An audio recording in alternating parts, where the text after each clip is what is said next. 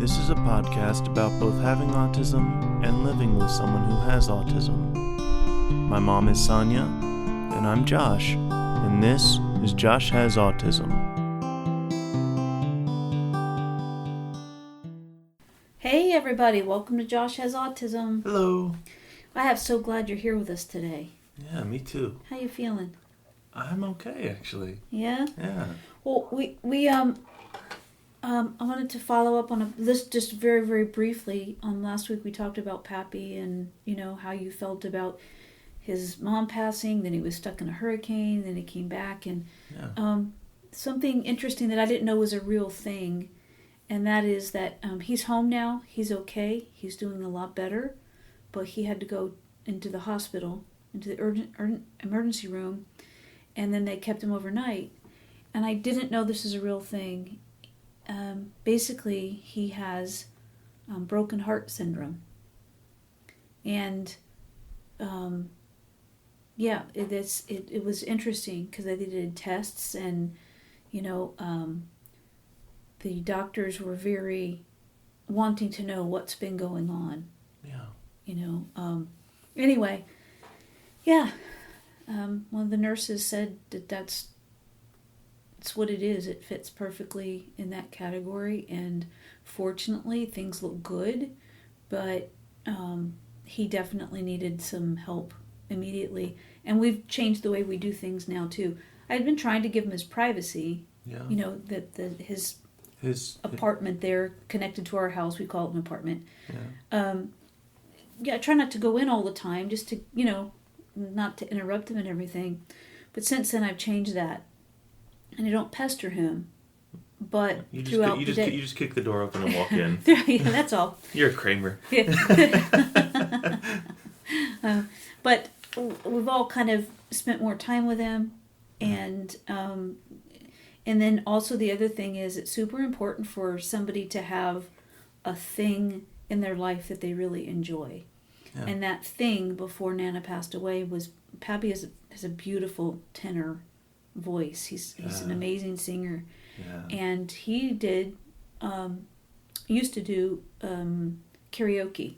Yeah, so not just do it. He would run it too. Yeah, he has the whole system, and he would take it to places, and he would take it to autism functions, so that the people there could, whoever they were, whether they were on the spectrum or parents or whatever it is, caregivers, anybody could do it. Yeah. And it was a huge success. It was a huge success. And what happened was the people on the spectrum that would do that would just kind of light up and blossom, and it was just a beautiful thing. And so we got the stuff out of the storage, so he has all the things he needs now, and so he's got it all hooked up in there, and it's just amazing. I guess the reason I'm sharing all this is because you and I talk a lot of times about how you feel in your body, how something is really affecting you. Yeah. And I know that emotions absolutely affect the function level of your organ system. And so with Pappy, it was so important, first of all, for that to be recognized, and I was surprised that it was recognized by healthcare the medical professionals. From that community, but they did. And when we got home then, we were able to help him have that thing back that meant so much, that had been gone essentially because of the move. Most of the stuff was in the back storage shed that we had built, and he didn't have all the things he needed. Well, now he has them again, and day before yesterday he started singing again. It was so cool. I think I was in the kitchen when he started singing. Mm-hmm. It's beautiful. And we have 2 doors from our place to his place, so you go through our door and it's a little tiny hallway, and then to the left is a laundry room. Mm-hmm. And same thing with his. You can continue on through a door to get to his place, Or when he comes out of it, then again, just the opposite. The laundry room is to the right. And then you come into our place. Yeah. So we have the ability to close both doors if we ever, for example, if the kids are here and it's very loud. Yeah. And, just want to not make him totally bonkers. We close both of them. Uh-huh. But anyway, I just wanted to give a follow-up on that and to find and to tell everybody what happened. It was very serious. It was very concerning. And he had to take a nuclear stress test because of his diabetes. He's not really able to walk the way they needed him to walk to do the stress test, the normal way, which would be to run on the treadmill. And I don't think I've ever seen him run. You probably have not. Not by choice, anyway.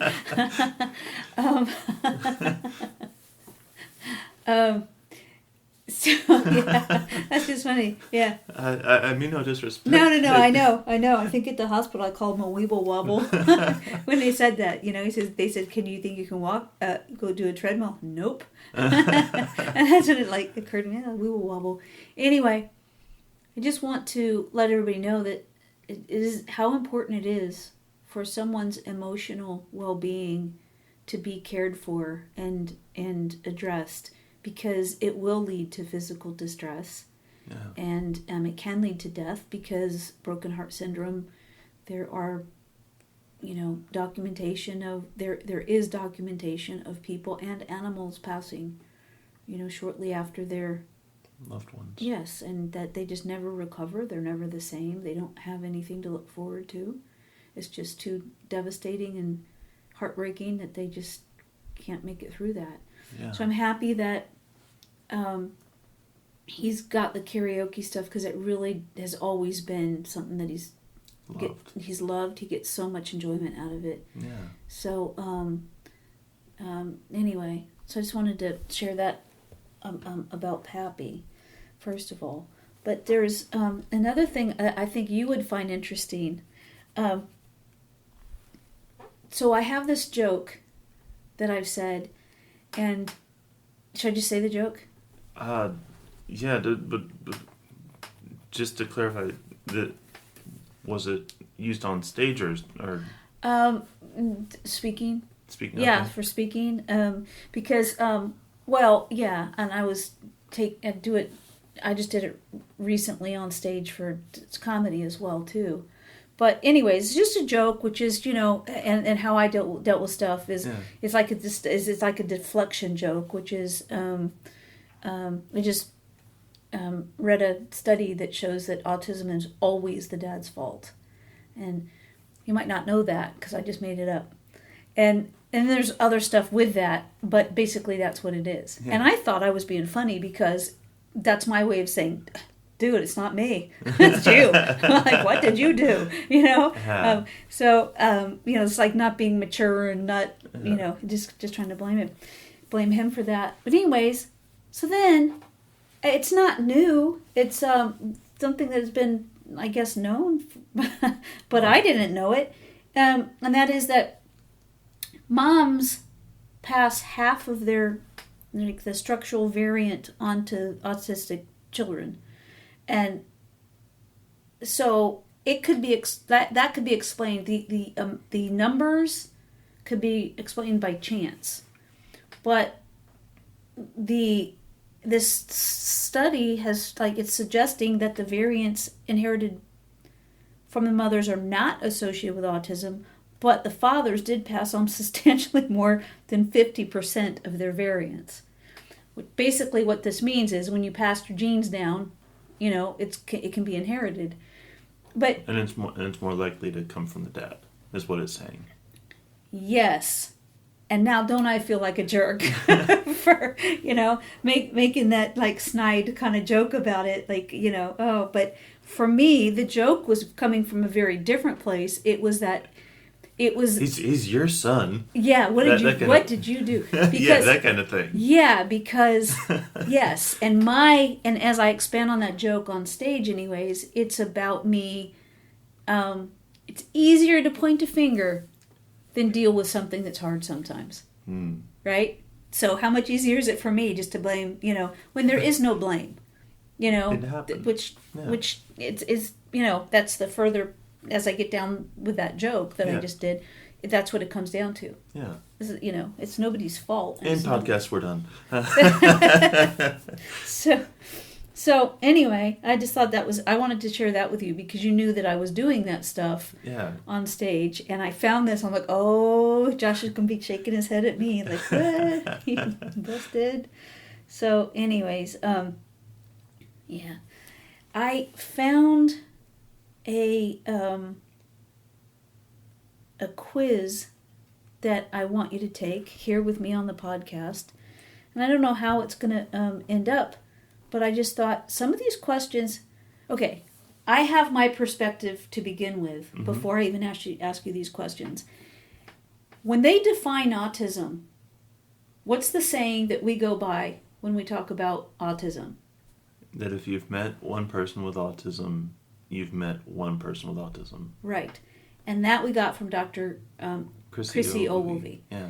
And she didn't write it, she didn't come up with it, but she uses it, and it's so true. Yeah. And the variant from one person that has autism to the next person is so extreme sometimes that how can you possibly define it in a paragraph or two? It's just so... varied. Yes. And complicated. Yeah. And I found this quiz, and I thought that this would be interesting for me to hear what you say about these things and to know that other people that have autism could very well have absolutely a different answer, and it doesn't mean that you have autism and they don't, or that they have autism and you don't. So the other part of this is, who comes up with quizzes for this kind of thing, right? So I'm not really trying to find out whether you do, like you've been diagnosed over and over again. You know, you've worked very hard to get over things that used to get you stuck. Right. I wouldn't even say get over them. I'd say be as functional as I am. Yeah, I would. Yeah, your way is better. Isn't it always? Hey, no. I do things. So this is an adaptation from the Autism Spectrum Screening Questionnaire. It's designed to screen for the possibility of autism spectrum disorder. It's not a diagnostic tool and should be considered for personnel use only, but I am your personnel or personal? Personnel. And I am your personnel. So, okay. So I'm just going to ask you some questions and we're going to see where it takes us. Just because I'm interested, because I always ask you different things, but now it's like in a survey, and I haven't looked at it yet, so I don't know what they're going to ask. Right. But I'm curious about it. Like, what do the professionals think are necessary to know? Right. And I'm not really sure if I'm going to agree with them or not, but let's do this anyway. Probably not. I know. Let's do this anyways. You ready? Yep. So okay, wait, I'm going to read you the question, and I'm going to give you 3 choices for the answers. Oh, it's a multiple choice thing. Yes, 3 answers each. I can already tell you that it's not going to go well. Okay, hopefully it will. Okay, so here we go. Question 1. I like to do things the same way. Never, most of the time, some of the time. What? I like to do things the same way. Never, some of the time, most of the time. Most of the time. I knew that answer. I would rather hang out alone rather than go to a party with friends. Never, some of the time, most of the time. Most of the time. Okay. And I apologize to Josh for the first one because I read it. I didn't read it in that order, so I will read it in the correct order from now on. Okay. I tend to notice small details that others don't. Yes. Yes, it's never, some of the time, most of the time. It's most of the time. Yeah. I would say they're missing one because this one could have a little box for always. Yeah. Yeah. Oh, it's usually because there are times where I'm tired or something like that, and I don't notice small things. But most of the time, yes, I am seeing a lot of the smaller things that most people gloss over or don't even notice. Okay. So I don't know if this fits in the right category or not, but it's an easy one for me to say that that's where I really notice it with you. When you leave the house, you know where there's a stop sign, where there's a stop light, which lane is better to be in. So that I don't get slowed down or whatever by traffic. Mm-hmm. Yeah. Which lane is better at different portions Of that road, yeah. of the trip that we're making. Yeah. And not only do you know that, but you know landmarks that are next to the road. Okay, so if you told me to go up to the Dairy Queen and turn right, Mm-hmm. I would know exactly what you're talking about. But what I wouldn't know is... Now, I don't know this, so I'm going to say it, and you're probably going to say, well, that's not where it is, right? Yeah. But you will know where the roads narrow, where the lanes open up, where one lane is just a turning lane, or one lane is a straight or a turning lane. Right. And you also know, which that one I would get to know. For example, I know when a lane ends, but sometimes I can't remember exactly where it ends. So I go a little ways and then I get into the lane next to it because I know it's going to end at some point. Right. But you know exactly where it ends. Right. And you also know points along the way where people tend to turn. Mm-hmm.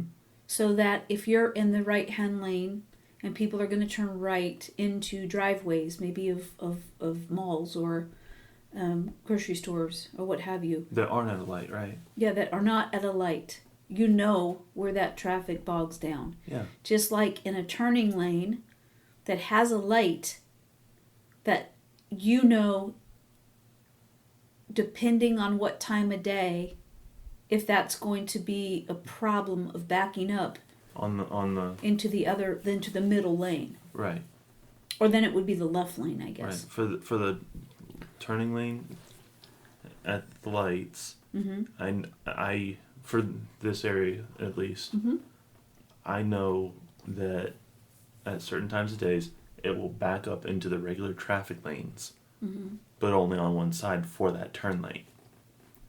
Mm-hmm. And so if I'm so it's a 2-lane road, then it has 2 lanes for turning that come up on the light. So if you're in the right lane that's going straight, you won't get bogged down nearly as much, because the left 2 turn lanes usually bog down into the middle lane that's going straight. I say middle lane, the left lane is going straight because it's 2 lanes going straight. Mm-hmm. But right after that light is that Dairy Queen, as this example. Mm-hmm. And there's sometimes people turning into there. Mm-hmm. So if you're able to, be in the right lane, make sure there's no cars going straight in the left lane, mm-hmm. and get into the left lane right before it becomes the solid lines for the light. So then you don't have to worry about the traffic either way. Mm-hmm. I have a feeling that there are an awful lot of people listening that will go, that makes sense. That makes sense. When you know the details, though, of things like to the minutia. Yeah. And it's always amazing to me because I remember details in a completely different area. Yeah. You know what I mean? Of my brain. And right. You know where you're going. You don't necessarily think about how you're going to get there. Well, there are in that regard, at least. Sure, there are some places. What I do is that from learned experiences. So if I'm going to go certain areas, certain times a day, I know to be in a certain lane because I need to, for example, I know I need to be in the right lane because the left lane is so backed up that it's going to come way out into the left lane going straight, and you're going to get stuck for a few lights before you can get up there. If you're in the right lane, you just fly by, and then get over in the left lane in front of all those backed up cars. Right. Yes, so that's kind of a learned experience, but for the most part when I drive, I just drive in the moment, yeah, and what I see right there in front of me, and it is interesting to me the way that you put all those things together. Yeah. And I would say that when you're out, it's not like a photographic memory. It kind of is, because you know where things happen most of the time. Yeah. For example, if there is typically a panhandler at a certain place, you will be aware of that. You would have, that's like in your consciousness that person is there, so to be careful that, that they're safe when you're going by. Right. That's usually on Jefferson, by the way. Okay. The other things, like if there's new flowers that have popped up on the side of the road, you're going to know, you're going to see that, you're going to take that in. Yeah. Anyway, it's just an awful lot of information that you're putting together, and I wanted to ask you about that, and then I'm going to go on, and we'll come back, but I don't know how many questions are on this quiz. Right. When you're driving, is it like a pattern when you're walking? Yeah. So, how does the pattern take hold when you're driving different than when you're walking? The way I just described, actually. The way that I try and see how things are supposed to be the easiest. So it's not angles when you're driving? It can't be. There's too much going on. Okay. I hate that, but that's what it is. And is that why driving is stressful?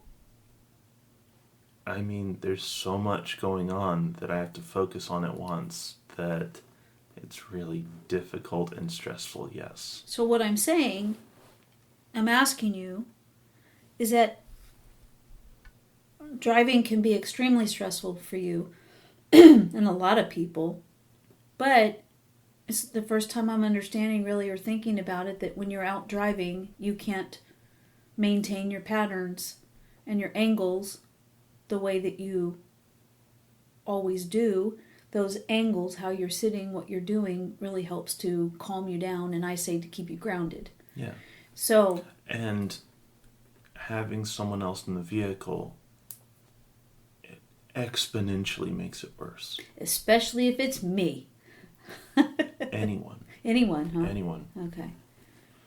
Why is that? Because then I am on top of all of the stuff I'm trying to focus on while driving. Mm-hmm. Then I'm also trying to make things comfortable for whoever's in the car with me. Because you don't want to brake fast and then have that experience between you and the other person, and it's not just that, but one of the negatives, I guess, of learning social niceties is that then I'm without meaning to splitting my focus like that. Okay. To have those social niceties while trying to drive, and it's not a comfortable feeling to try and do that. Okay.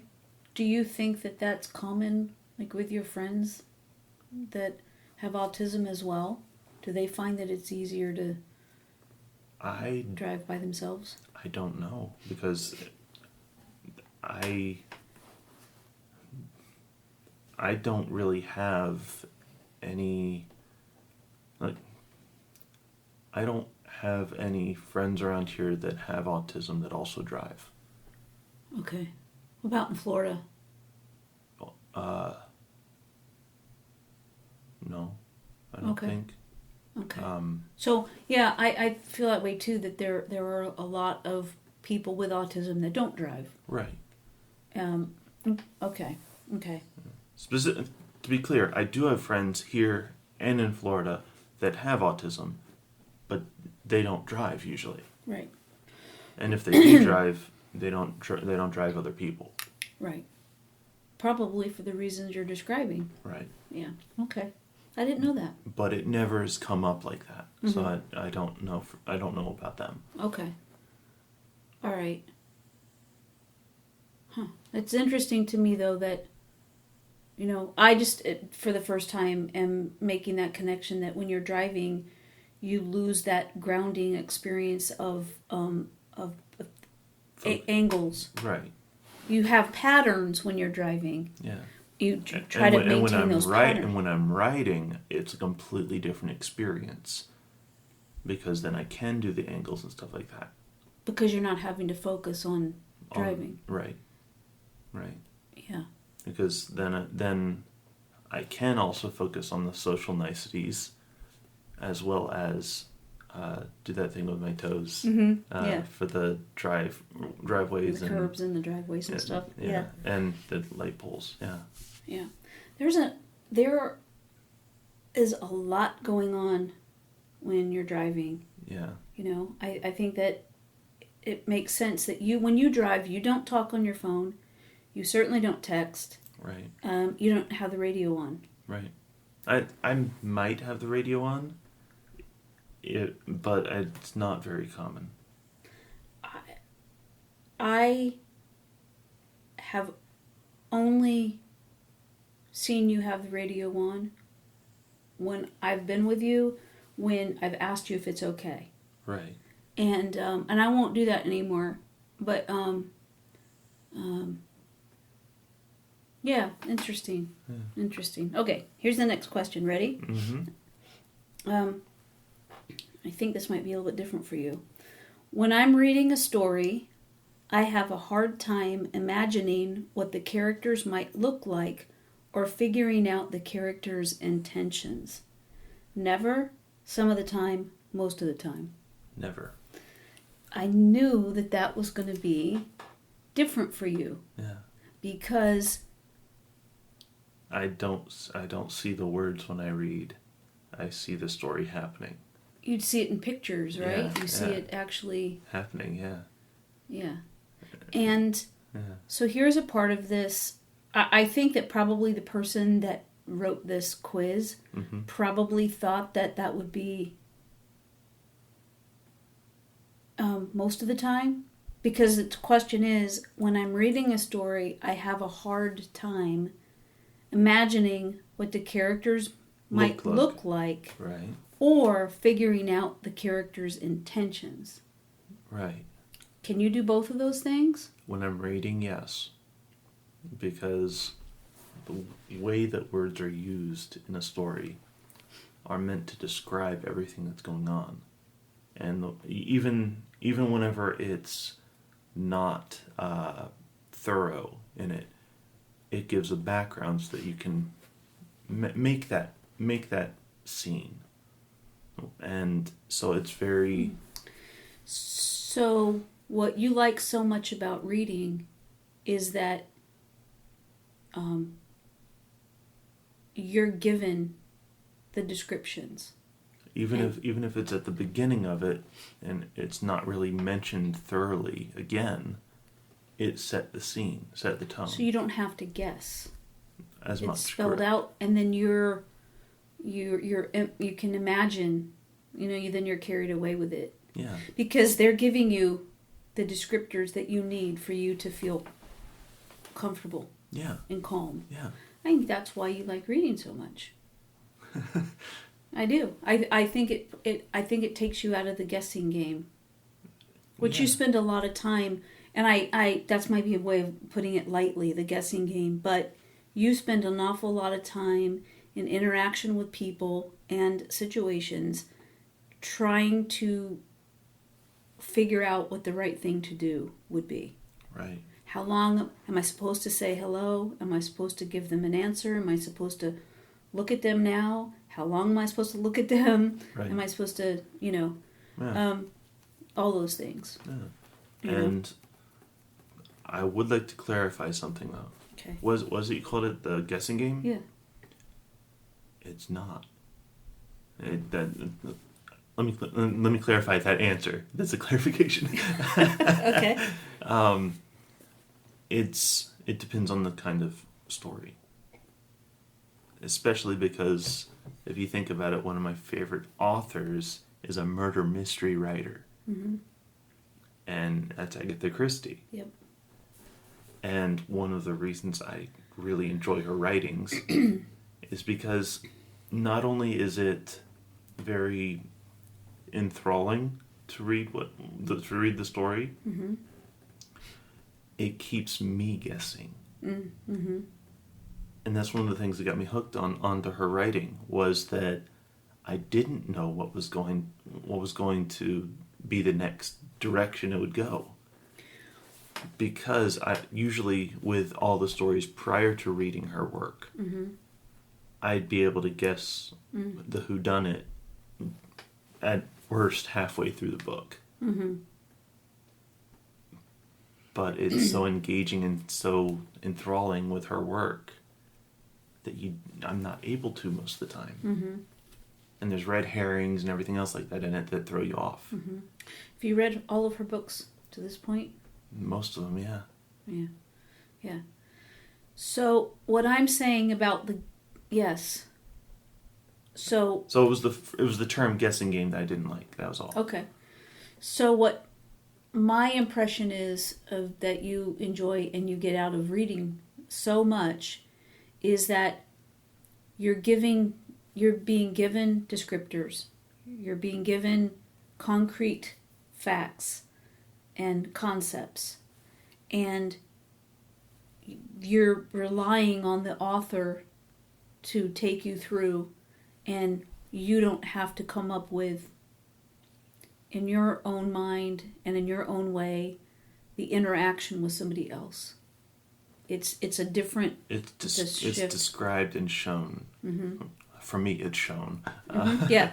Right. And so it's not something that I need to think, hey, is this the way that it's supposed to happen, or anything like that? Because the story's already written. I don't have to worry about that stuff. Right. I think that the way that what you just described with Agatha Christie is what an excellent author does for you. Yeah. Which is to carry you away. It's just like in a movie. It's just like in stand-up. A good comedian is going to carry you with them and have you forget about your life for whatever it is. Right. It's immersive. Yes, exactly. If you're doing it right. Yeah. Yep. I get that. Yeah. Cool. All right. Next question. I find myself drawn more strongly to people than to things or solitary activities, including video games. Let me read it again. You got it? Never. Yes, got it. I am not. I am drawn more to things or solitary activities. Right. Rather than people. Yes. I don't even think we need to discuss that, do we? I don't know if we need to expand. You've said you don't want to be, even with a job, you don't want to be in charge of people. You want to be in charge of things. Right. And it's a lot less stressful. Mm-hmm. I enjoy, the next question, I enjoy social gatherings and or find social situations easy. Hell no. Oh. Oh, can I say that? You just did.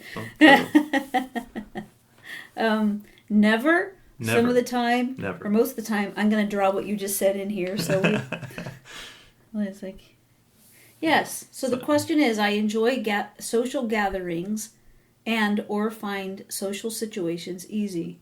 Exactly. Yeah. We know that that's the answer, don't we? I'm shaking my head with a smile or whatever. Yeah. Yes. Because it's so ridiculous. It is. For me, at least, it's ridiculous. Because I know that with this test, it's to see if someone has the possibility of having autism. And one of the reasons that I'm telling you this, that I want us to go through this quiz today, is because it seems, my whole point is that everybody is different. Right. Everybody is different. Right. And you can't take a quiz and decide that somebody is or is not autistic. Right. I don't think, because I think everybody's different. There's some characteristics that are similar. Right. But it's just interesting to me that these are the questions that professionals, and I'm not mocking them, and I'm not making fun of them or belittling what they're doing. Because sometimes people just, they do their best to try to put it in a category and to whittle it down. Yeah, like I said though, I think that this test, like you said at the beginning, was to see if someone might have autism. Mm-hmm. That's exactly what it is. And one thing I've already noticed and know about this test is that it's not a thing where you tally up the different answers of being never, sometimes, and mostly. Mm-hmm. Because, as a perfect example, this last question, about social things being easy, is never. Yes, I enjoy. Whereas the first question was the answer was mostly. Mm-hmm. And it's, I'm saying from a general point of view of someone who's aware of autism. Yeah. I can already tell you that this is each question has a value for it for each question, not as a whole. Mm-hmm. Right. Not as a whole, as a test. Right. I got you. Okay, so here's the next one. Mm-hmm. On many occasions, I've been told that what I've said is impolite, even though I think it is polite. Never, some of the time, most of the time. What? On many occasions, I've been told that what I've said is impolite, even though I think it is polite. So I can already tell you that this question will trip up a lot of people because of a couple of reasons. The end of it, I'll split it up. The end of it, of the question, even if I think it's, what was it, polite? Yes, polite. Is just almost like it doesn't fit with the question. It shouldn't be a part of the question. Because it is a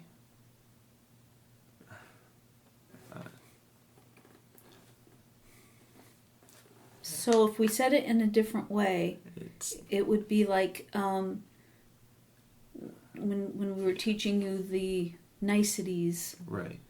Even if I didn't realize or didn't think it was. Yes, that's like us being in line one time behind a lady that had a huge rear end, but you saying out loud, "That lady has a big butt." Yeah, now I know it's impolite. Mm-hmm. It's very impolite. But for you, and still today, you would be like, well, it was the truth. And then me having to explain to you, it is the truth. You don't have to necessarily verbalize that. Especially out loud. In the middle of public, yes, but where she can hear. Yes, but when I tried to explain that to you when you were little, after you had said that, you're like, "But it was, but she did have a big butt." Right. I know, but you don't want to say it. Why don't I want to say that? It was, she had a big butt. Right. I know, but it's not. So that was a learning experience for both of us. Right. Yes. So. Yeah. And so there's that. Then there's the very beginning, the first few words. Okay, on many occasions. On many occasions, and it's asking, the answers have to be never, sometimes, or mostly. Right. It devalues it completely. Okay. Shall we skip this one? Sure. Okay. You just want to answer that one. Well, it as is, yeah. And I wouldn't... Okay, we'll just skip it.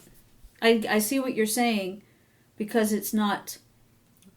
Those three answers given don't quantify the question.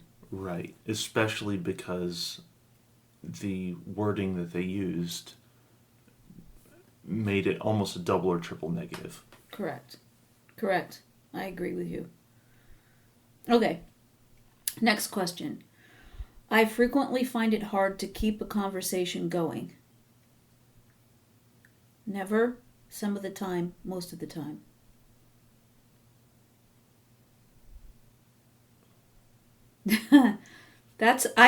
My hand's raised. I want to answer this one for you. Okay. Here's my take on it. Mm-hmm.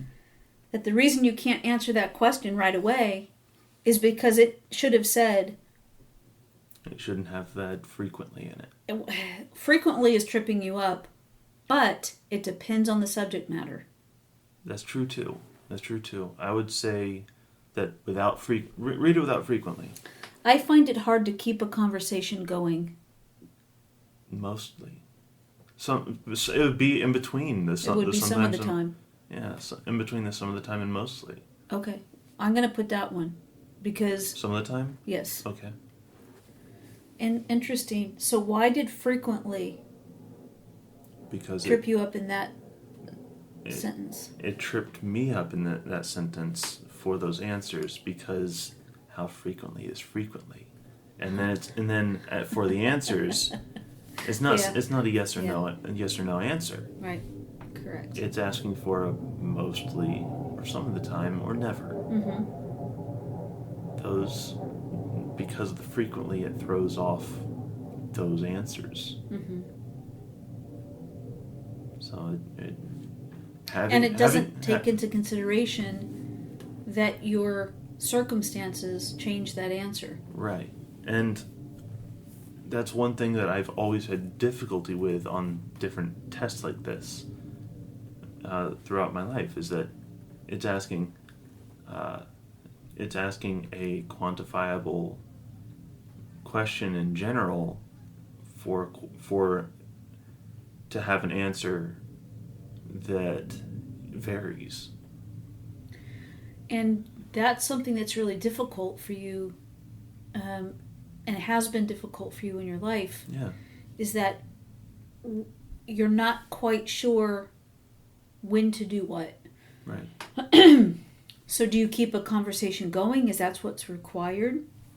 With me, oftentimes you'll say, am I supposed to say something? Yeah. And you're really asking me. Yeah. You know? Yeah.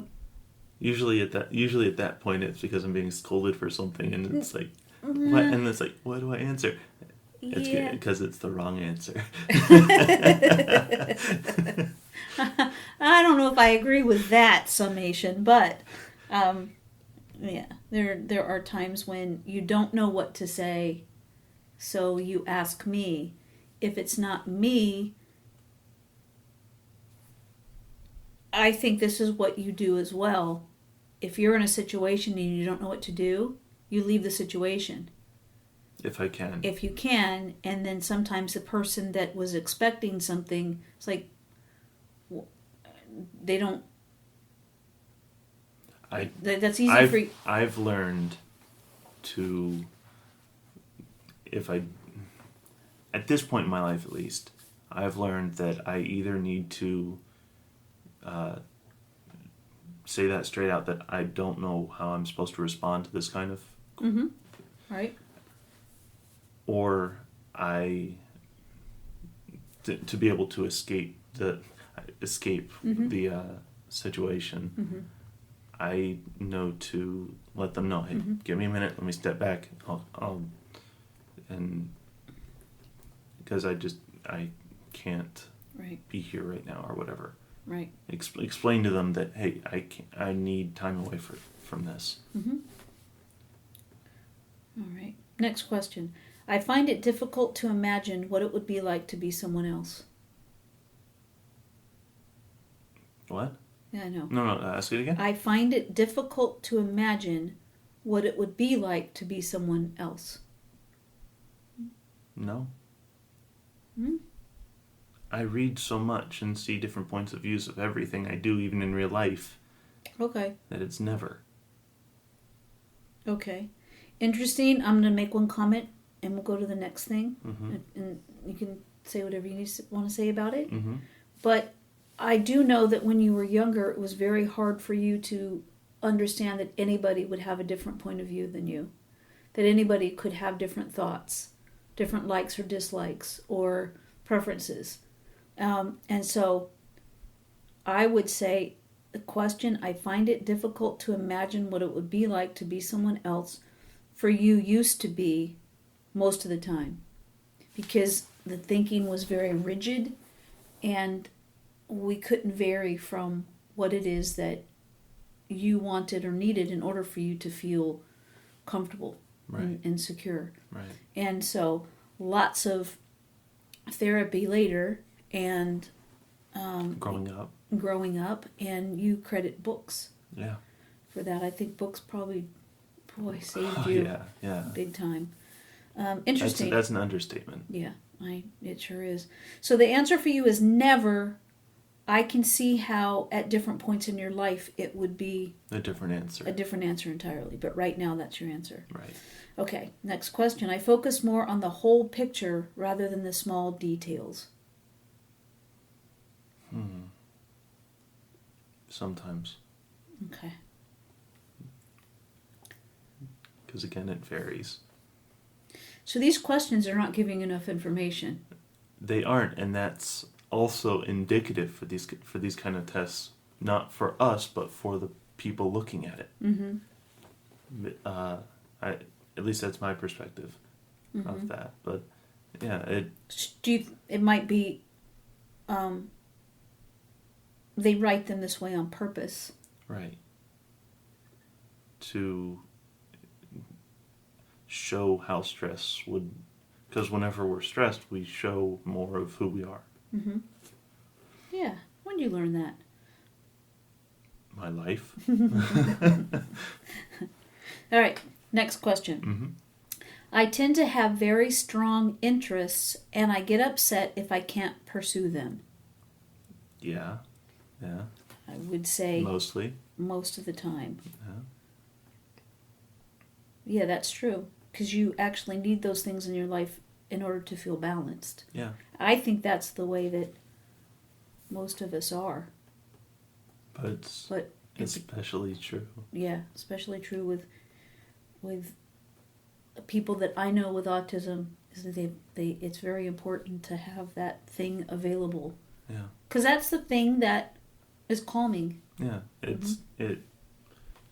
Like you said before, whenever I'm driving and focusing just on the driving, it grounds me. That's the word you used, right? Was ground. Correct. Yeah, it grounds. For me, it grounds my emotions to have those things available to me. Yeah. Yep, makes sense. All right, the next one. When I talk, it isn't always easy for others to get a word in.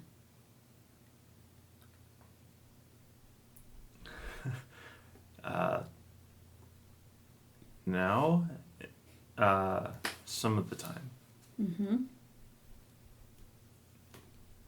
If it's something I'm really passionate about, it is less easier for others to get a word in. And I will give an example of that.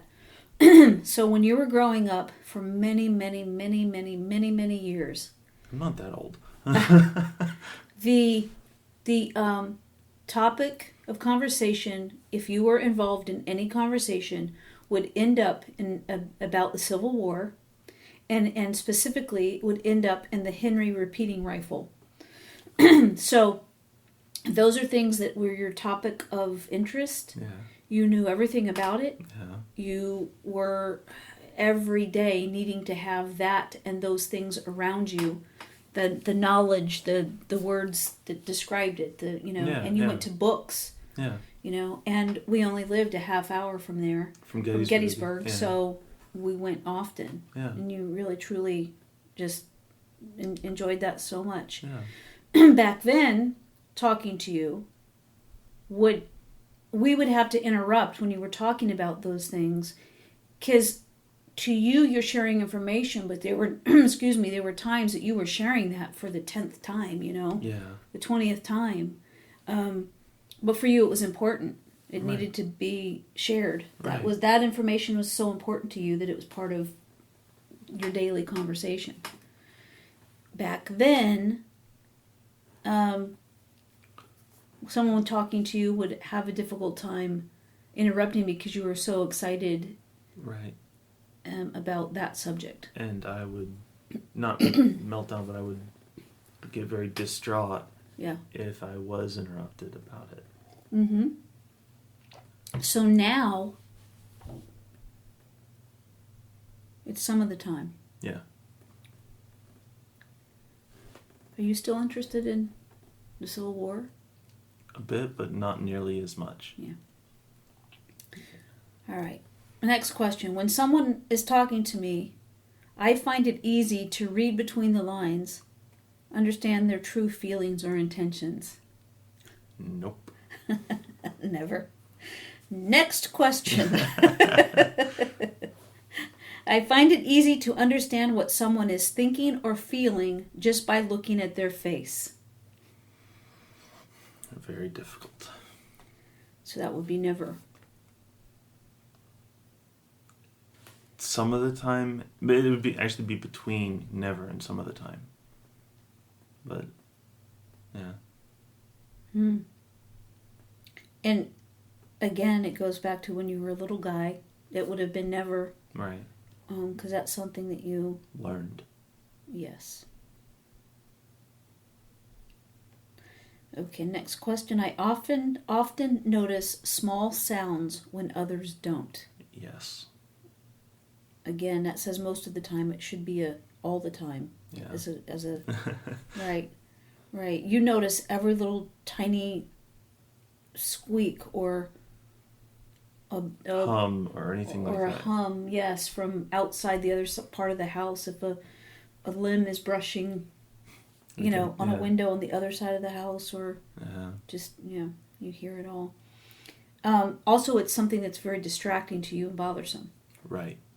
Including, if you're taking a test and other people are taking the test in the same room, the sound of their pencil writing the answer is distressing. Distracting. Mm-hmm. Yeah, very much so. Yeah. Numbers, dates, or strings of information fascinate me. Yeah. Again, we have to go to most of the time. It should be all of the time. Next question. I can easily recognize patterns in things all the time. Yeah.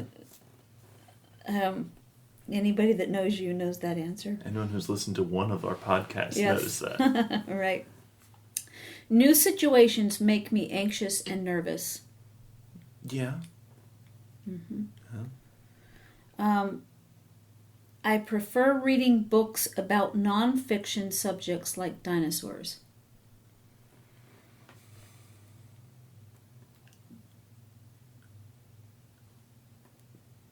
This particular question would be answered as never, because it's been an even split.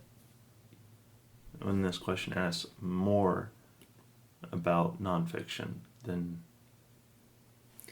Yes, it's saying I prefer reading books about non-fiction subjects. Which is not the case. Because it's an even split. Whatever has my attention has my attention. So it's a misleading question. Yeah. So what you're saying is, it's not that it's never, it's not that it's most of the time. It's one of those questions that you can't necessarily answer because it's like a 50-50. Would it be some of the time? Not even. Okay. So you don't prefer those? It's whatever has my attention. So your preference varies, so you can't answer the question. Right. Okay. Should I leave it blank? Sure. No, you already answered one. Oh, it's not letting me. Oh well. Oh, well. Okay. No, it's never, because yeah. Okay. Last question. I find it hard to figure out people's intentions. You just gave me this look. Again, I'm just drawing here always, or we'll say most of the time. Yeah. Because that's what's available. Yeah. Actually, most of the time is more accurate than always. Is it? Yes, I would agree with that. Because of the work that you've done. Right. And so I would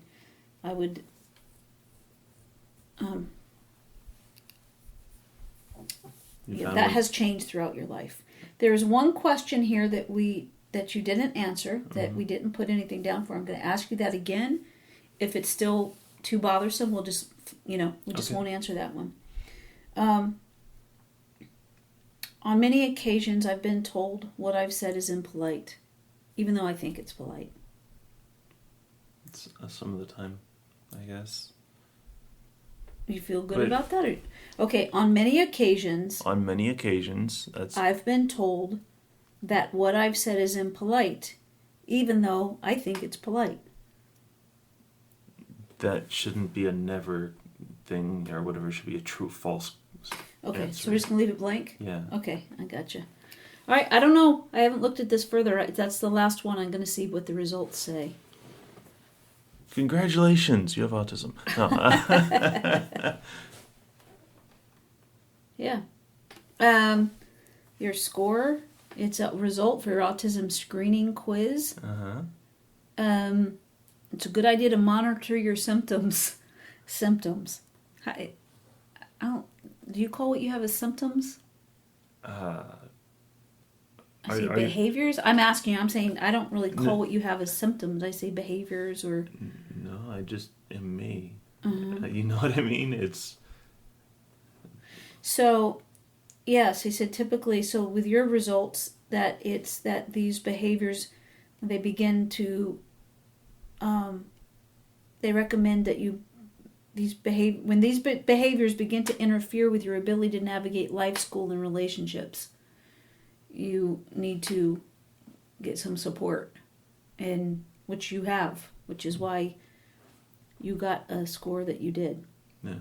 Otherwise, it not. So if you're, if it says here the advice, if you're concerned or want more information, consider scheduling an evaluation with a qualified healthcare or mental health professional for further assessment and potential treatment options. It asks, are you ready to start therapy? Duh. Already done that, right? Yeah. Yeah. It's interesting, because what I found out today by doing this with you is that you're very clear-cut on things that you feel, things that you know, and things that work for you. Yeah. And when somebody else puts them in a sentence, it's very difficult for you to answer the sentence when their phrasing of the question doesn't give you a clear-cut answer. Right. And so it is important, I think, what I've learned from you through the years, it's so important to be as clear as possible. Yeah. When I'm asking you to do something, what I do is I'll ask you, I'll give you time to process what I've asked you, and then ask you if you need more information. Like, you got it? Right. Is that, Right. And it's I think that it's very helpful for you, and because I've learned that through you, Connor, your nephew, who also has autism, I'm able to do that with him, and he just turned 7. So what I've learned through you helps me to... Help him. Yeah. Yeah. And it helps our time, like our conversations, because I see them, mostly every day. But sometimes, like, at least the minimum I ever see those babies is like 5 days a week. I can't go more than a couple days without seeing them. Right. But yes, so what you've taught me on how to explain things or put things to you or ask you questions, and you've gotten very good at saying, can you rephrase that? Right. can you put it into different words for me? Mm-hmm. Those kind of things. Yeah. Yes.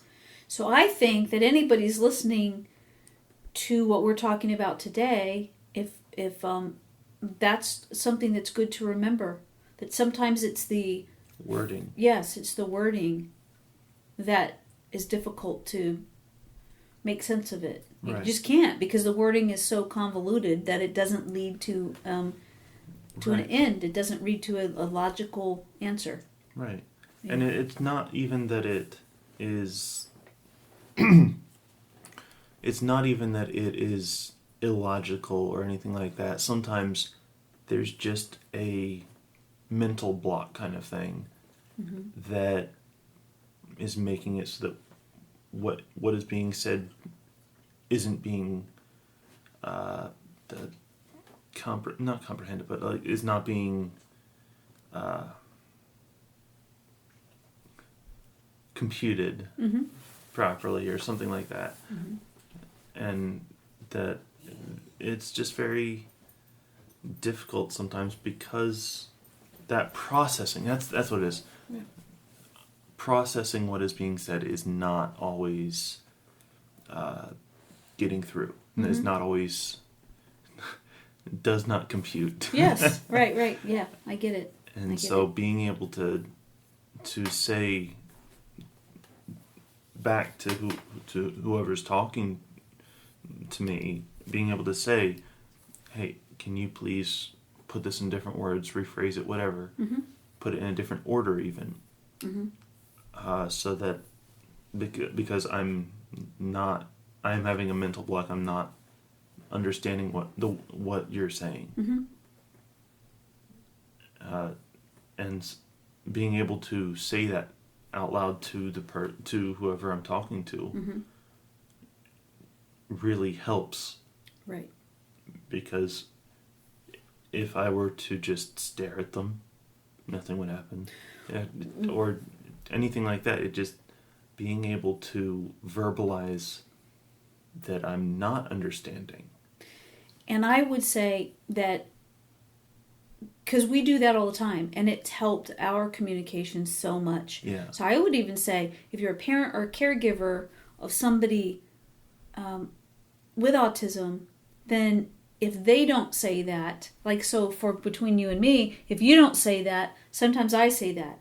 Sometimes if I can see that it's taking longer for you to answer, I say to you, do you need me to rephrase that question? Right. And I do that for you. You say yes, I rephrase it, and usually you're able to, we're able to move forward with that. Right. So I think it makes a huge difference. And then there have been times where I am trying to think of an answer, and so at that point you'll hold your finger up. Yeah. Yeah. You give me that weight.